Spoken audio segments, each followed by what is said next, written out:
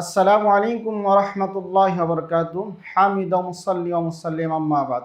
সম্মানিত দর্শক মণ্ডলী, কাছে এবং দূর দূরান্ত থেকে, দেশ এবং প্রবাসে যারা আমাদের এই অনুষ্ঠান দেখছেন, সকলকে হামিম মিডিয়ার পক্ষ থেকে আন্তরিক শুভেচ্ছা অভিনন্দন।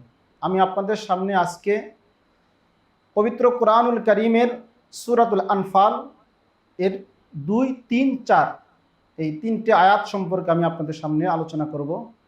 এই আয়াতের মধ্যে আল্লাহ সুবহানাহু ওয়া তাআলা একজন প্রকৃত মুমিনের 5টি বৈশিষ্ট্য, 5টি গুণাবলী, 5টি সিমটম, 5টি আলামত আল্লাহ সুবহানাহু ওয়া তাআলা তুলে ধরেছেন। এই 5টা আলামত বর্ণনা করার পর আল্লাহ তাআলা পবিত্র কোরআনে নিজেই বলছেন, উলাইকাল মুমিনুনা হাক্কা, এরাই হলো বাস্তবিক অর্থে, প্রকৃত অর্থে এরাই হলো মুমিন। তো আসুন আমরা সেই 5টি সিফত, 5টি আলামত কি সেটা জেনে নেই। আল্লাহ সুবহানাহু ওয়া তাআলা পবিত্র কোরআনুল কারীমের মধ্যে বলছেন, ইন্নামাল মুমিনুনা আল্লাযীনা ইযা যুকিরাল্লাহু ওয়াজিলাত কুলুবুহুম।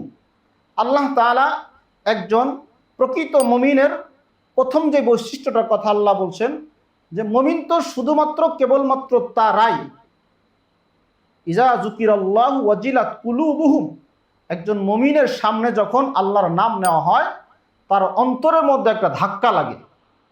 2 নম্বর বৈশিষ্ট্য হলো, ওয়াইজা তুলিয়াত আলাইহিম আয়াতুহু যাদাতহুম ঈমানা। আল্লাহ যেটা বুঝাইতে চাচ্ছেন, যে একজন প্রকৃত মুমিনের সামনে যদি আল্লাহর কোরআন তেলাওয়াত করা হয়, এই তেলাওয়াতের মাধ্যমে ওই মুমিনের ঈমান বৃদ্ধি পায়। 3 নম্বর বৈশিষ্ট্য হলো, ওয়া আলা রাব্বিহিম ইয়াতাওয়াক্কালুন। যারা প্রকৃত মুমিন হবে, যারা খাঁটি অর্থে মুমিন হবে, তাদের 3 নম্বর বৈশিষ্ট্য হলো, তারা সর্ব অবস্থায়, সর্বক্ষেত্রে, সুখে হোক দুঃখে হোক, সর্ব অবস্থায় তারা আল্লাহর উপর তাওয়াক্কুল করবে।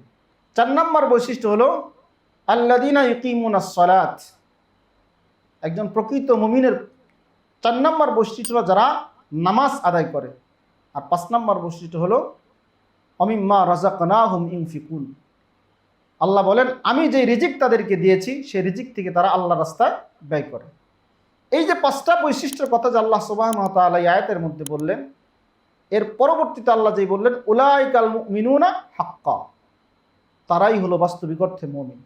প্রিয় দর্শক, আমরা এই আয়াত থেকে যে জিনিসটা বুঝলাম, আমি নিজেকে যদি খাঁটি মুমিন দাবি করতে চাই, আমি নিজেকে যদি সত্যিকার অর্থে মুমিন হিসাবে পরিণত হতে চাই, তাহলে আমার ভিতরে এই 5টি গুণ অবশ্যই আনতে হবে।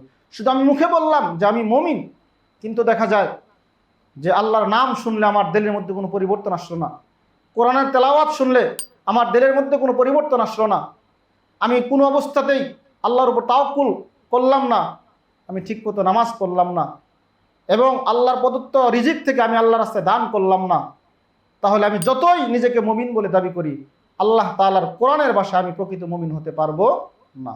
এজন্য আসুন আমরা সকলেই এই 5টি সিফত আমাদের জীবনে আমরা ফিট করে আল্লাহ তাআলার কাছে সফল মুমিন হিসাবে যেন আমরা পরিণত হতে পারি। আল্লাহ তাআলা আমাদের সকলকে তৌফিক দান করুক।